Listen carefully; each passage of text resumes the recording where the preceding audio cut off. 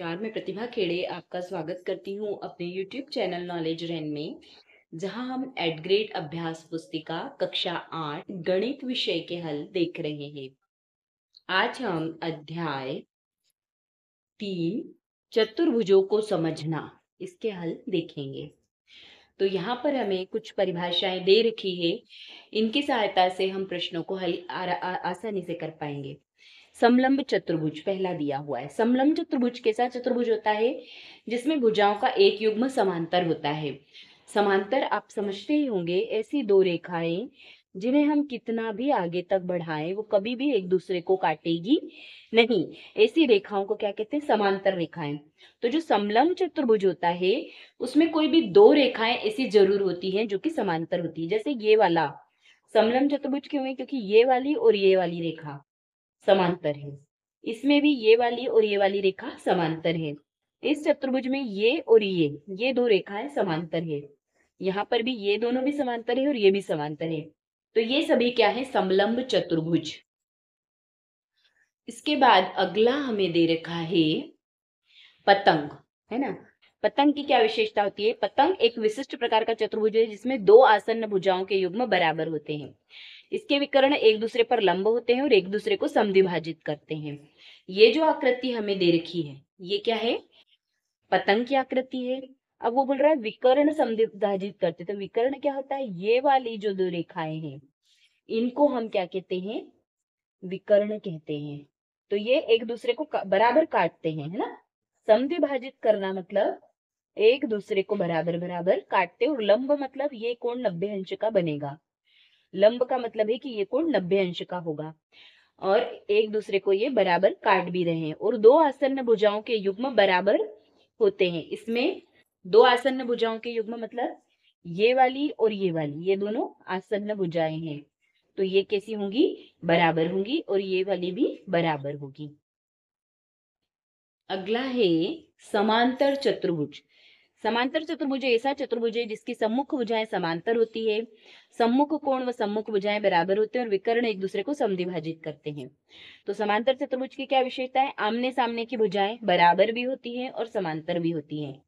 ये वाली दोनों भुजाएं भी बराबर भी होगी और समांतर भी होगी। साथ ही सम्मुख कोण मतलब जैसे ये कोण डी है, इसके ठीक सामने का कोण बी, ये दोनों कैसे होंगे? बराबर होंगे। और ये कोण ए है और ये कोण सी है, ये आमने सामने के कोण ये भी बराबर होंगे। ऐसे ही ये दोनों भी समांतर चतुर्भुज हमें दे रखे हैं। अगला है समचतुर्भुज। तो समचतुर्भुज ऐसा चतुर्भुज है जिसकी सभी भुजाएं बराबर लंबाई की होती है। समचतुर्भुज में एक समांतर चतुर्भुज और प्रतंग के सभी गुण विद्यमान हैं। समचतुर्भुज के विकर्ण परस्पर लंब होते हैं। तो ये जो आकृति हमें दे रखी है समचतुर्भुज है। आमने सामने की भुजाएं समांतर भी होती हैं और बराबर भी होती, चारों भुजाएं बराबर होती है, आमने सामने की ही नहीं। इसकी चारों भुजाएं कैसी होती है? बराबर। मतलब यदि ये 4 सेंटीमीटर की है तो ये भी 4 की होगी, ये भी 4 की होगी और ये भी 4 की ही होगी। इसके बाद है आयत। आयत वह समांतर चतुर्भुज है जिसका प्रत्येक कोण 90 अंश का होता है। वर्ग वह समांतर चतुर्भुज है जिसकी सभी भुजाएं बराबर होती है और प्रत्येक कोण कितने का होता है? 90 अंश का होता है। चतुर्भुज के कोण योग गुणधर्म। एक चतुर्भुज के सभी अंतः कोणों का योग कितना होता है? 360। और बहुभुज के बाह्य कोणों के मापों का योग, किसी बहुभुज के बाह्य कोणों का योग कितना होता है? 360 होता है। अब यहाँ हमें प्रश्न दे रखे हैं। प्रश्नों को पढ़कर दिए गए विकल्पों में से सही उत्तर चुनकर लिखिए और सामने दिए गए सही घेरे को भरिए। प्रश्न नंबर 1 है, किसी चतुर्भुज के चारों अंतः कोणों का योग होता है। अभी हमने देखा कितना होता है? 360। अगला प्रश्न है, यदि किसी चतुर्भुज के विकर्ण परस्पर समकोण पर समद्विभाजित करते हैं तो वह क्या होगा? समचतुर्भुज। अगला है, षटभुज के प्रत्येक अंतः कोणों का योग है। षटभुज दिया है जिसमें 6 भुजाएं हों तो उसके अंतः कोणों का योग कितना हो जाएगा? 720।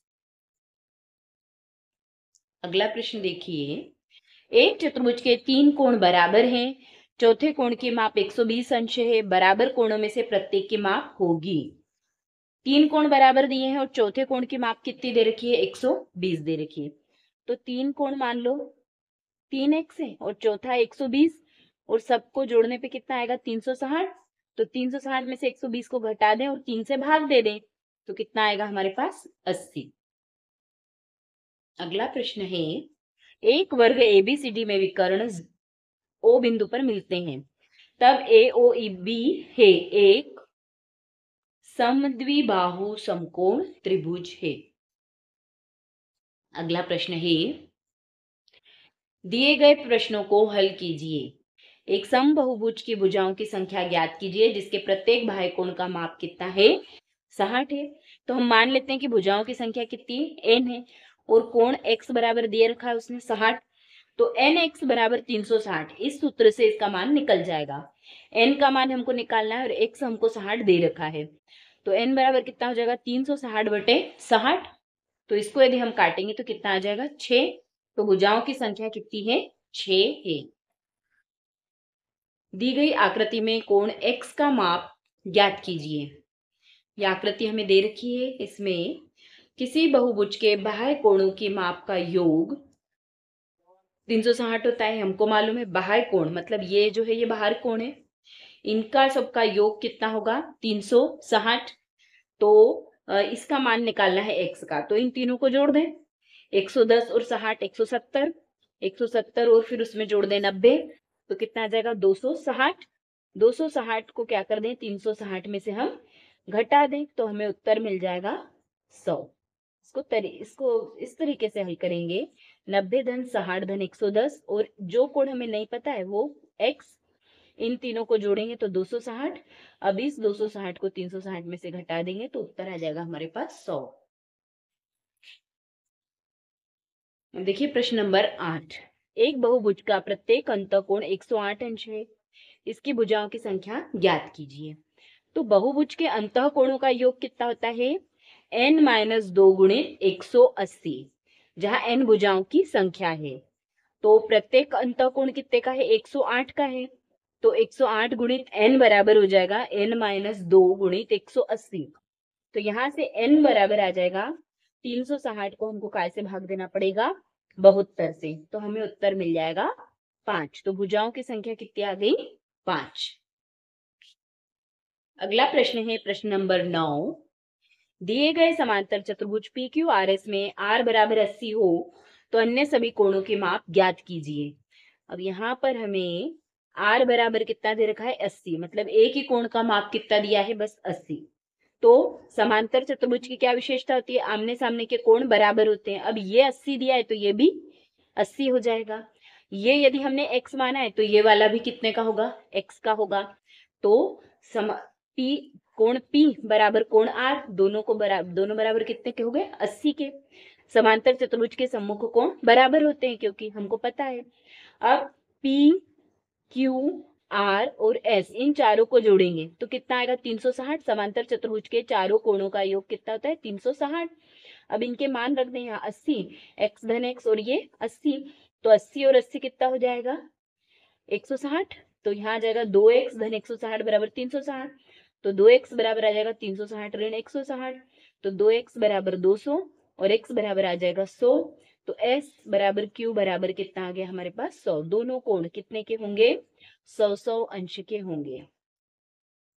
अगला प्रश्न है प्रश्न नंबर 10, किसी सम बहुभुज के बहिष्कोण का अंतः कोणों से अनुपात 1:4 है, इस बहुभुज की भुजाओं की संख्या ज्ञात कीजिए।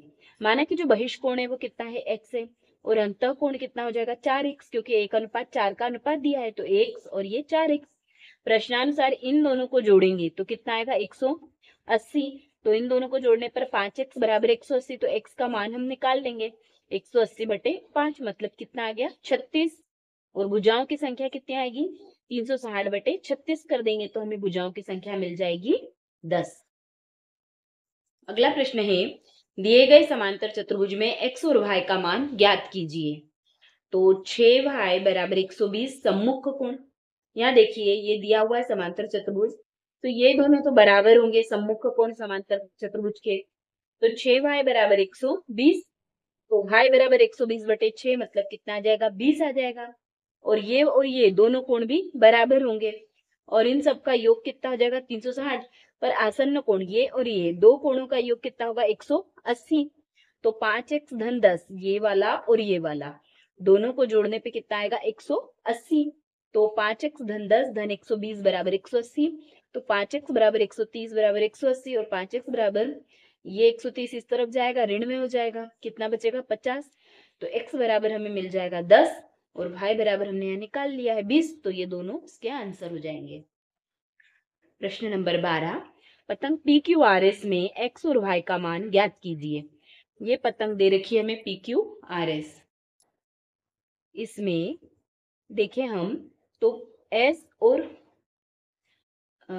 Q इन दोनों का मान बराबर होगा, इन दोनों कोणों का मान बराबर होता है, पतंग है क्योंकि ये, तो इसका मान यदि 110 है तो ये y का मान भी कितना होगा 110। कोण Q बराबर कोण S बराबर 110 होगा, मतलब y बराबर कितना है 110 है। अब ऐसे ही P बराबर कितना दे रखा है x दे रखा है और R बराबर कितना दे रखा है 60 दे रखा है। तो P धन Q धन R धन S चारों कोणों का योग कितना होगा 360। तो x धन 110 धन 60 धन 110 बराबर 360। इन तीनों को जोड़ें तो 280 आएगा। तो x का मान आ जाएगा 360 में से 280 को घटाएंगे तो x बराबर कितना आ जाएगा 80 और y बराबर हमने निकाल लिया 110। तो यह आ जाएगा इसका आंसर। अगला है प्रश्न नंबर 13, दिए गए आयत PAIR में कोण ARI, कोण RMI और कोण PMA ज्ञात कीजिए। ARI मतलब ये वाला कोण, ये वाला, RMI मतलब RMI ये वाला कोण और PMA मतलब ये वाला कोण। ये और ये तीन कोण हमको बताना है। तो अब यहाँ देखें तो ARI है ना, ARI ये वाला जो कोण है और PAR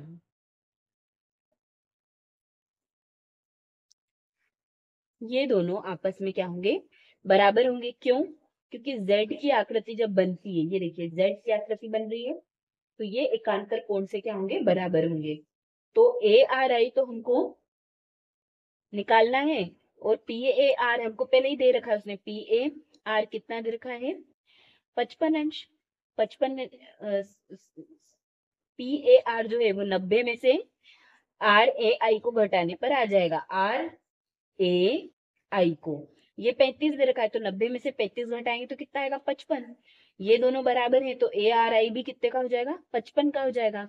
अब त्रिभुज RMI में देखें तो जो RM है और MI है ये दोनों बराबर है, ये दोनों बराबर हैं तो RIM और IRM ये दोनों भी क्या होंगे बराबर होंगे। एक कोण 55 का है तो दूसरा भी कितने का होगा 55 का होगा। तो त्रिभुज RMI में 55 धन 55 बराबर 180।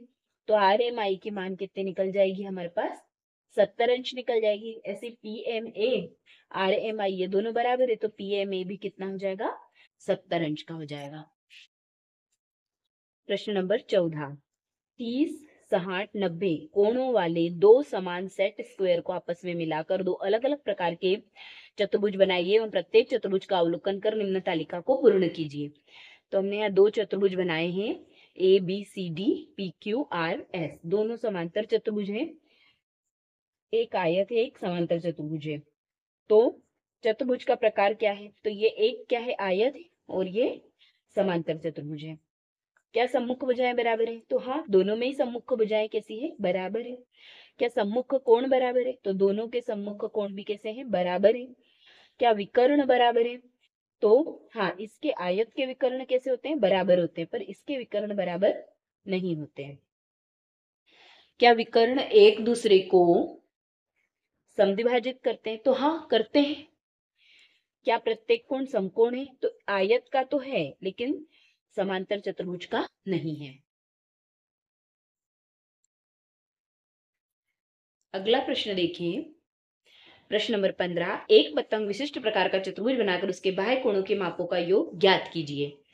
तो पतंग ये हमने बनाया एक, इसके बाह्य कोणों के मापों का योग बताना है। तो A बराबर कितना आ जाएगा, यहाँ देखिए अंतः कोण यदि 60 का है तो बाह्य कोण कितने का होगा, ये एक लाइन बन रही है इस तरह का एक कोण बन रहा है, ये ये दोनों का योग 180 होगा। यदि ये 60 का है तो ये कितने का हो जाएगा? 180 में से 60 को घटा दे तो ये हो जाएगा 120 का। ऐसे ही यहाँ पर ये 110 का है तो इसको 80 में से घटा देंगे तो ये कितने का आ जाएगा? 70 का आ जाएगा। ऐसे ही ये दोनों, एक 80 का है तो ये दूसरा कितने का हो जाएगा? 100 का हो जाएगा। ऐसे ये 110 का है तो ये दूसरा कितने का हो जाएगा? 70 का हो जाएगा। ये बाह्य कोणों की माप निकाल ली, इन सबको जोड़ेंगे तो भी कितना आएगा? 360। धन्यवाद, आज के लिए इतना ही। अगले वीडियो में हम अध्याय 4 आंकड़ों का प्रबंधन देखेंगे। अगर आपको मेरे वीडियोस पसंद आ रहे हैं तो कृपया उन्हें लाइक करिए, शेयर करिए और चैनल को सब्सक्राइब करिए।